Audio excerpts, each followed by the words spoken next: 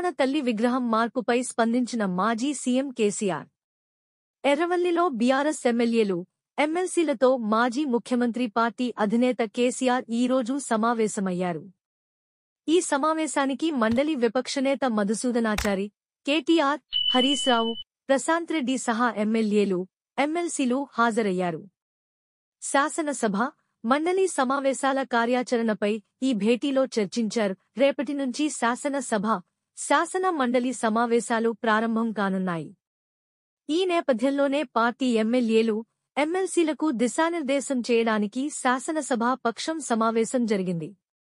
ఉభయ సభల్లో లేవనెత్తాల్సిన అంశాలు, అనుసరించాల్సిన కార్యాచరణ సహా ప్రభుత్వ వైఖరిపై ప్రధానంగా రాష్ట్రంలో కాంగ్రెస్ పార్టీ అధికారంలోకి వచ్చి ఏడాది పూర్తయిన సందర్భంగా ఉభయ సభల్లో ఏ అంశాలపై ప్రశ్నించాలి, ఏ అంశాలపై ఎండగట్టాలనే అంశంపై పార్టీ నేతలకు కేసీఆర్ దిశానిర్దేశం చేశారు.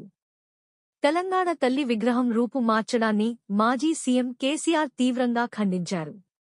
ఇదొక్క మూర్ఖత్వపు చర్య అన్నారు.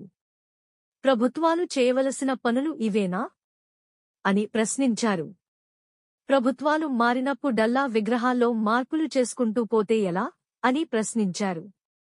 తెలంగాణ తల్లి అందించిన స్ఫూర్తిని ప్రజలకు వివరించాలే తప్ప విగ్రహాల రూపాన్ని మార్చవద్దని ఆయన ఈ సందర్భంగా సూచించారు.